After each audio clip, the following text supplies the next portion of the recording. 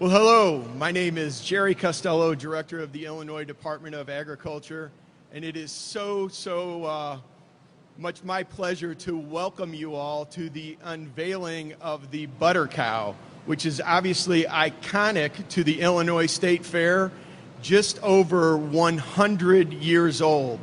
And we've got some wonderful, incredible guests here with us today.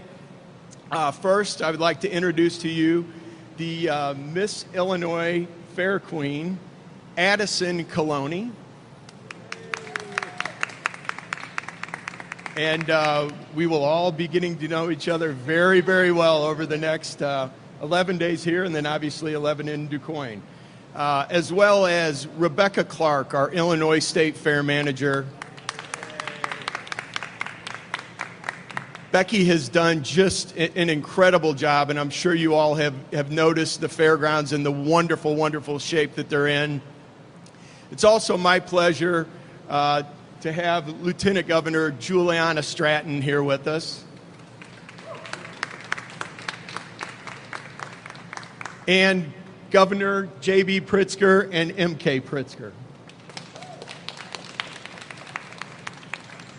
So as I said, the butter cow is obviously iconic, over 100 years old. Sarah Pratt, the sculpture of the butter cow, spends over a week in the cooler sculpting over 800 pounds of butter to make this cow. It's really, really something quite amazing and very unique to the Illinois State Fair.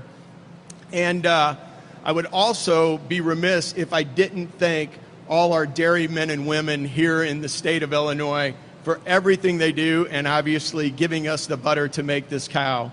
And now I would like to have Kendra Anderson come to the mic, and she is the head of Midwest Dairy.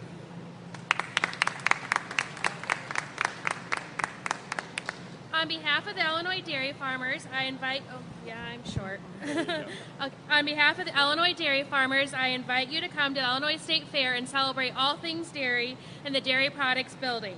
Midwest Dairy has been a proud sponsor or partner of the Illinois State Fair for many years, and we are so excited about this year's butter sculpture as she nods to the playful, gentle nature of dairy cows and their remarkable ability to turn grass to a delicious glass of milk. We would also like to thank Prairie Farms for being a partner with us, providing the butter for the butter cow sculpture. We invite visitors to come to the dairy building and check out the variety of ways to partake in and support Illinois dairy farmers. Each year, the fair celebrates the nearly 450 dairy farmers in the state of Illinois and their economic impact of nearly $24 billion. This year's dairy building is going to feature a photo kiosk, a QR code bingo, dairy trivia plinko, a coloring station, a touchscreen match game, and videos that show how dairy farmers strive to be sustainable every day. And we have lots of fun photo opportunities. While you're in the building, please try our award-winning cream puffs, milkshakes, soft serve cones, and hand-dipped ice cream. We look forward to welcoming you all to the 2022 Illinois State Fair, and we also invite everyone at the Butter Cow unveiling to join us for ice cream after the unveiling.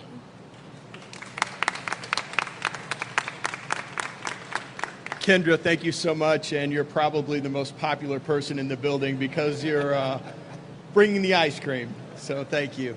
And now it's my pleasure to introduce to you Miss Illinois County Fair, Addison Coloni. Welcome everyone to the unveiling of the 2022 Illinois State Fair Butter Cow.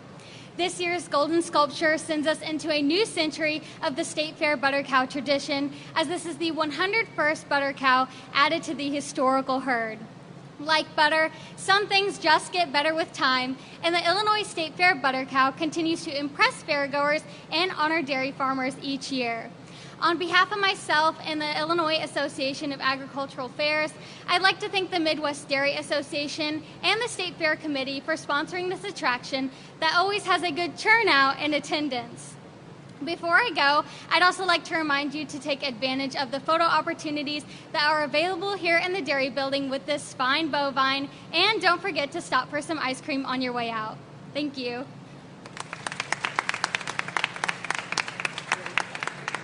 Addison, thank you so much. And now it's my pleasure to introduce to you somebody who is a true friend of agriculture. She heads the Governor's Rural Affairs Council, and she's on the fairgrounds. I'm telling you, I think it seems like a minimum of every other week at the farmers market here. A true friend of agriculture, Lieutenant Governor Juliana Stratton. Thank you. Hello, everyone, and thank you so much, Director Costello, for that warm introduction, but also thank you for your steadfast leadership of the Department of Agriculture. I also want to thank you, Becky, for your tremendous work on the fairgrounds. It's great to be here with Governor Pritzker and First Lady M.K. Pritzker, but also Kendra Anderson from Midwest Dairy Association, as well as our Illinois State Fair Queen. I want to make sure I get your name correctly, Addison Coloni. All right, I've been practicing that. But anyway, it's so great to be here today for this exciting, time-honored tradition of the 101st unveiling of the butter cow. And I would say that it's not just about kicking off the Illinois State Fair, which is always a great time, but it's also about celebrating all of our farmers and producers and all that they contribute to our state every single day. You know, I don't want to get corny, but I would really kind of say that with all the work that they do feeding our state, we can say that our growers, producers, and farmers are really the bread and butter of Illinois. And I can tell you that about 94% of our dairy farmers and farms are family owned and operated and employ over 117,000 people in our state. So it's a great time to express our appreciation and celebrate all that our farmers, growers, and producers do for Illinois. So have a great time at the Illinois State Fair this year, and it's now my honor to bring forth the leader of our state, who does such a great job of lifting up all of Illinois, including our agricultural industry, Governor J.B. Pritzker. Thank you so much to Juliana Stratton. Thank you for your leadership, your partnership.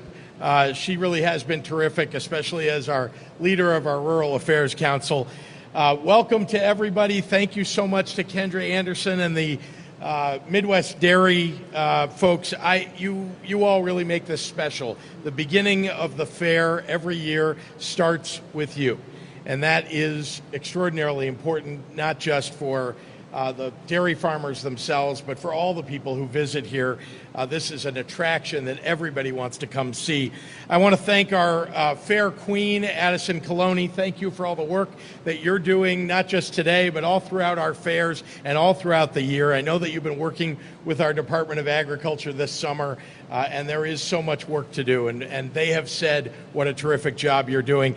I also want to recognize the amazing job of our new fairgrounds manager, because I got to say, from the very beginning of you taking over, the energy level has been raised by at least double, and you will see around the fairgrounds, it is more beautiful than ever before. I also want to thank, of course, our director of the Department of Agriculture, who lifts up our agricultural businesses across the state every day with the work that he does. Thank you very much, Jerry Costello.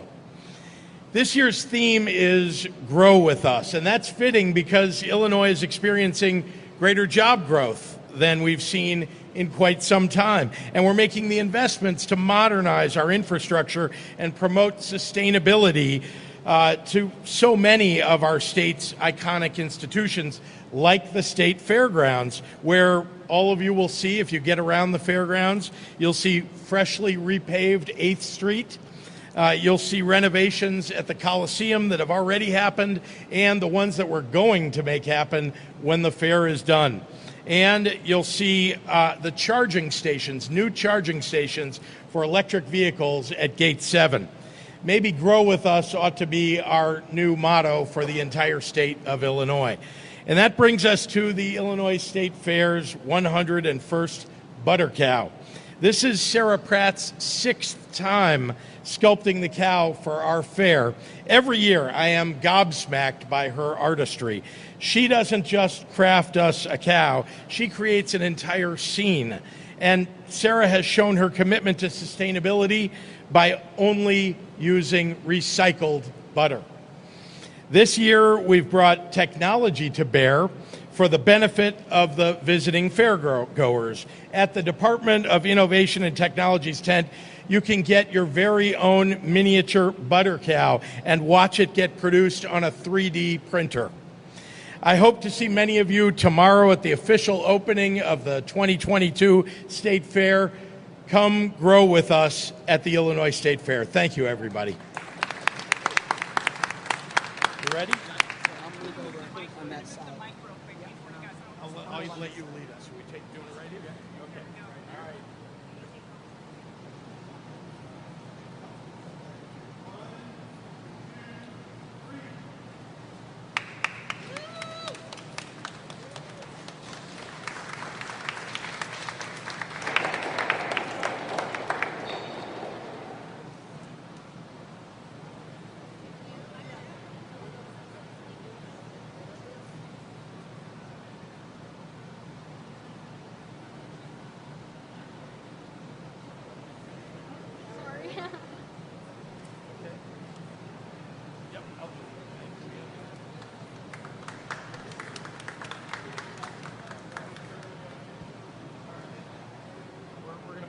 Back and happy to take any questions.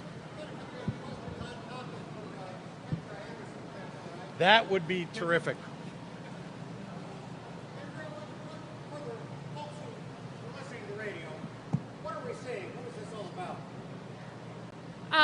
It's a cow there's a farmer taking care of a sunflower, and the cow mischievously stole one of the sunflowers from him. Now, you said 450 dairy farmers in Illinois? Yes. Now, have there been more? Should there be more? Should there be fewer? There are fewer dairy farm families in Illinois,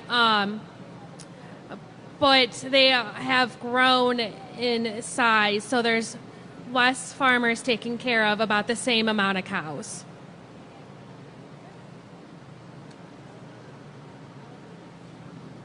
Thanks, Kendra. A federal judge holding the IDOC in contempt of court for failure to come up with a plan to improve healthcare in Illinois prisons. Reaction, where do you go from here? Well, that's not exactly accurate. First of all, we've submitted a plan to the court.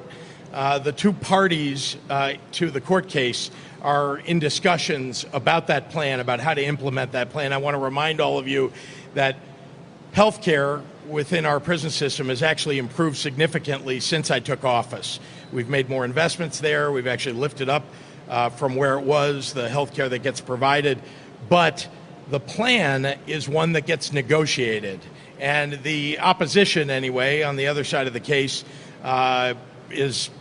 disagrees with the plan that was put forward. One of the challenges that we have across the state of Illinois, really, is finding healthcare personnel of every sort for hospitals, for healthcare institutions, and within our prison system. So in order to implement a plan, you need enough healthcare professionals, and that's one of the challenges that we're discussing with the other side.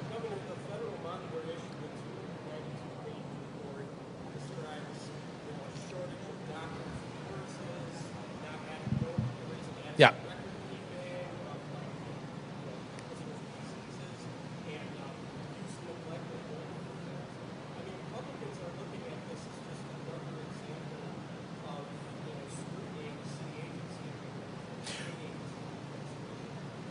Well,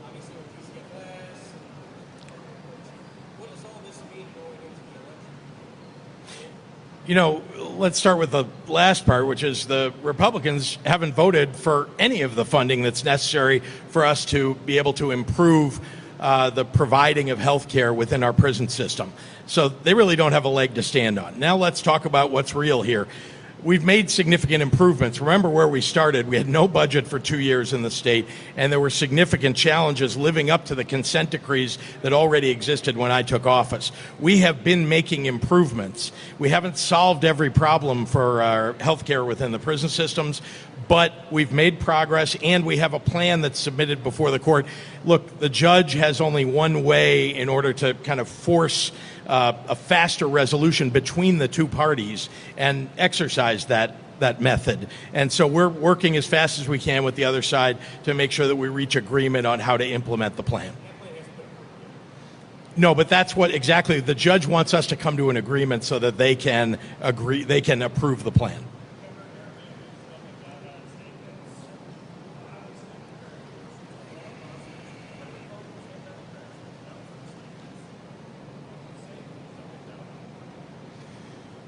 Well, I asked first a question, which is why can't Republicans just stand up and say what Darren Bailey said was wrong?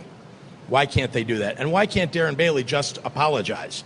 He has now twisted himself into knots, first trying to explain what he said, then going back and say, oh no, I really meant what I said. This is a guy who does not understand what it is to be a leader of the state of Illinois, frankly doesn't understand that he owes an apology, certainly to the survivors of the Holocaust who are still among us in the state of Illinois, and to all of us who care about how the governor speaks about the subject of the choice that women, very difficult choice, that women need to make sometimes to exercise their reproductive rights, and the awful, truly tragic and traumatic and you know, one of the worst tragedies in the history of the United States, and that's the Holocaust. He's trying to what? I'm sorry.